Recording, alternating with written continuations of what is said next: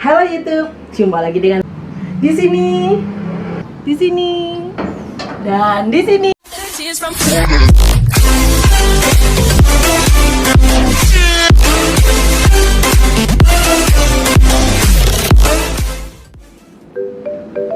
Oke, jumpa lagi dengan Bu Mila di sini. Kita ketemu di siklus PPL ketiga.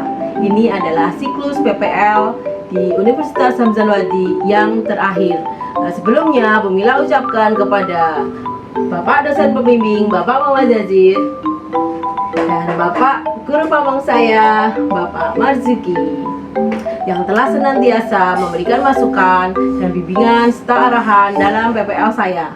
Begitu juga dengan Bu Eci, koordinator di kelas GKSD 3. Oke, di PPL ketiga ini Bu Mila akan memberikan cuplikan video pembelajaran Bu Mila secara daring pada tema 4 pembelajaran 4 dengan topik pemilihan ketua RW. Tonton sampai selesai ya. Happy watching. Here we go. Oke, kita mulai dulu ya anak-anak. Assalamualaikum warahmatullahi wabarakatuh. Waalaikumsalam warahmatullahi wabarakatuh. Gimana kabar kalian hari ini? Baik, baik. Sehat semua? Sehat. Terima kasih anak-anak sudah bisa join di Google Meet kita kali ini. Kita akan memasuki tema 4, pembelajaran 4.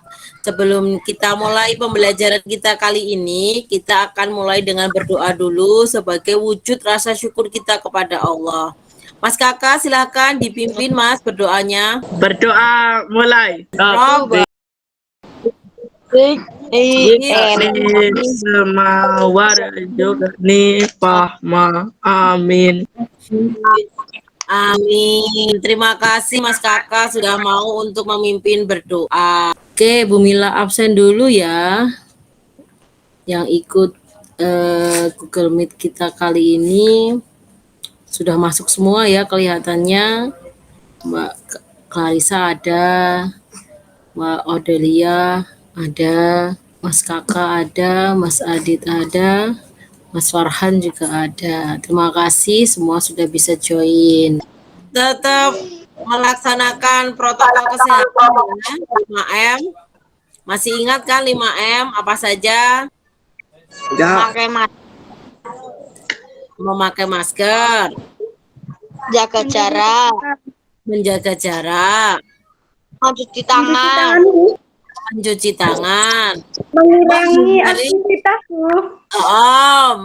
mengurangi mobilitas dan menghindari kerumunan. Ya, kalau mencuci tangan benar bagaimana? Nih, cara mencuci tangan yang benar.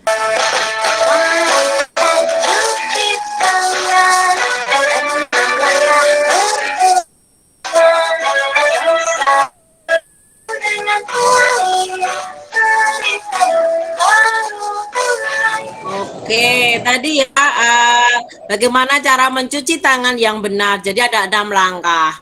Oke, sebelum kita mulai pembelajaran kita kali ini, untuk menambah semangat kita, kita akan menyanyikan lagu Garuda Pancasila. Silakan di open mic semuanya untuk menyanyikan lagu Garuda Pancasila, dipimpin oleh Mas Farhan ya. Monggo Mas Farhan, silakan. 1, 2, 3, mulai. Garuda Pancasila.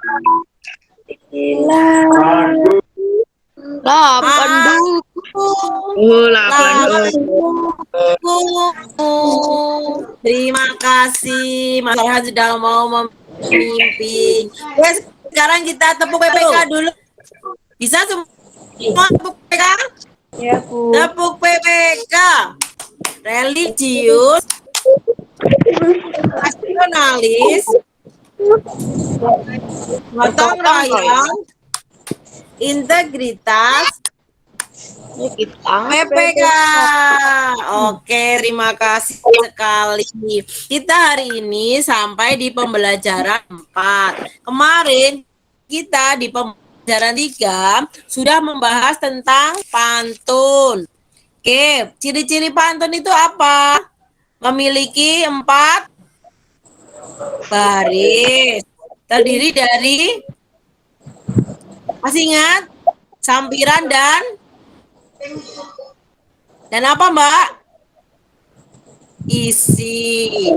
Oke. Kemudian satu baris itu terdiri dari 8 dan 12 suku kata. Belajar tentang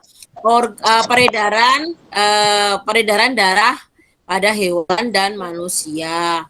Dan pada pertemuan kita kali ini di pembelajaran 4, mupelnya adalah PPKN, kemudian Bahasa Indonesia dan IPS. Kita akan membahas tentang pemilihan ketua RW. Kamu pernah nggak ikut dalam pengambilan keputusan? Mungkin di pemilihan ketua kelas pernah, Mas?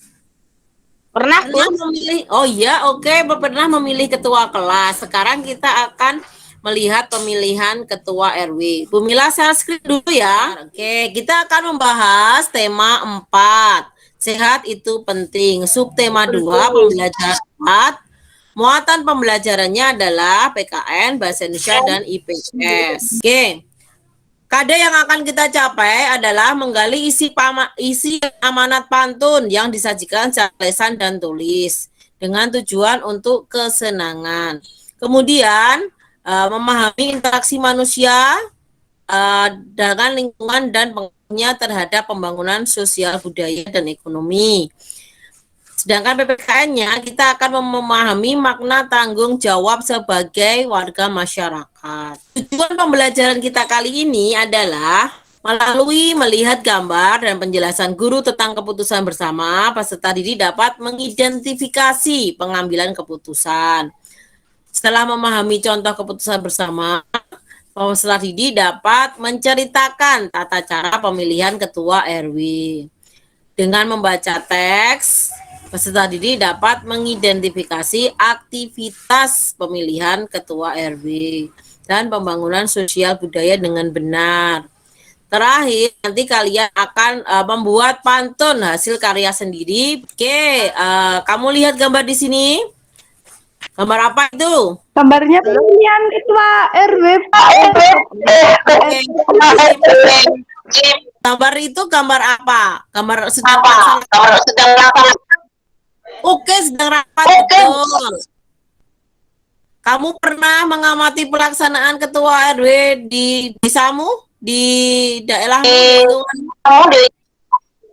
Pernah, Bu? Oke, sekarang kita lihat dulu ya. Semua silakan di close mic-nya.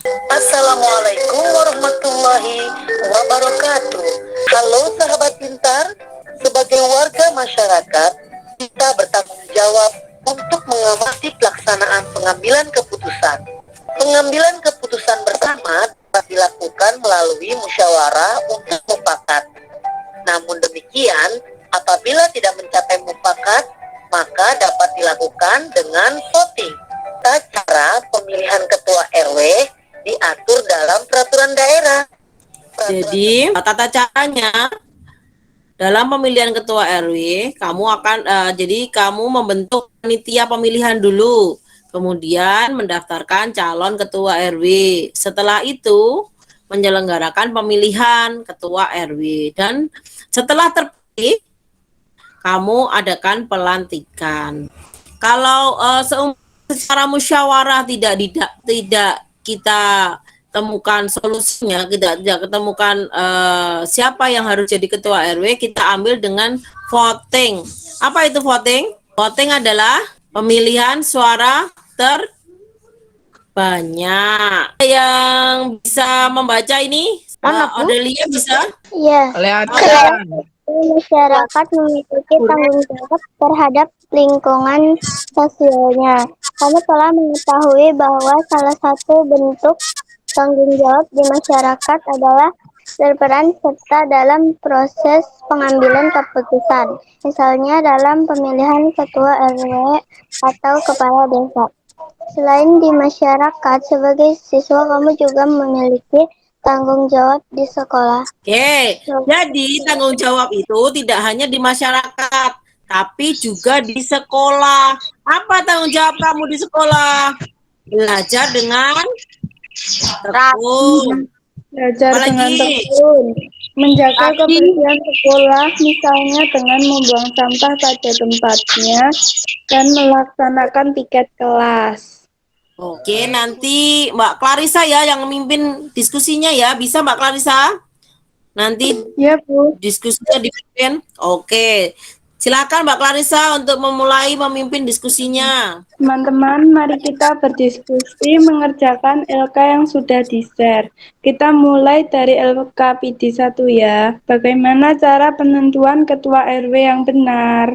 Oke, silakan Mas Adit. Ya. Pembentukan panitia pemilih ketua RW, pendaftaran calon ketua RW kepada panitia dan penatap calon ketua RW. 3. Penyelenggaraan pemilih ketua RW. 4. Pelantikan RW. Kalau ada pembentukan ketua RW tidak terjadi keputusan bersama, maka akan dilakukan voting, artinya pengambilan suara terbanyak pada calon ketua RW. Bagus sekali. Jelaskan ciri-ciri pantun yang sudah Dayu buat dan identifikasikan. Terdiri dari 4 baris. Kesamaan bunyi pada baris pertama dan ketiga adalah H. Sebelum kita melanjutkan untuk mempresentasikan hasil karya kalian, kita tepuk semangat dulu ya. Silakan dibuka videonya, kita tepuk semangat dulu. Tepuk semangat. Semangat. Semangat. Oke. Terima kasih. Oke, silakan dipresentasikan hasil karya kalian. Tadi LKPD yang pertama, bagaimana tata cara pemilihan ketua RW. Pembentukan panitia pemilih ketua RW. 2. Pendaftaran calon ketua RW kepada panitia dan penetap calon ketua RW. 3.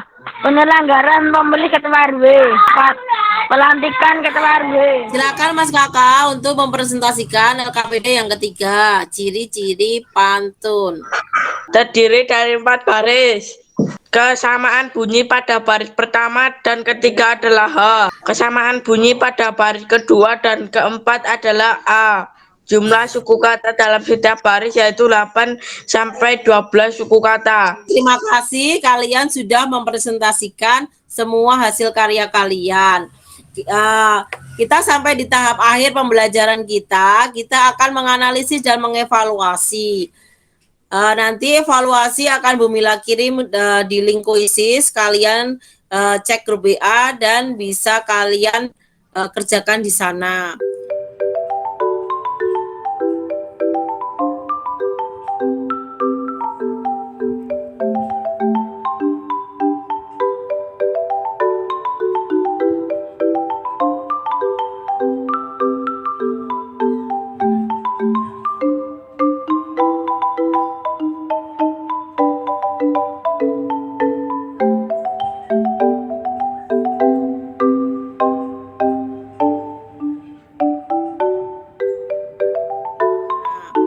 Kemudian tadi kita simpulkan pembelajaran kita hari ini.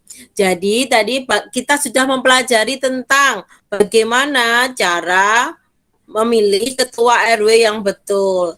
Kalau tidak terjadi kesepakatan dalam pemilihan ketua RW tersebut, kita bisa melakukan dengan cara voting atau pemilihan suara terbanyak pada calon ketua RW. Kemudian dalam pembuatan pantun itu harus ada sampiran dan isi. Yang terakhir adalah peran masyarakat dalam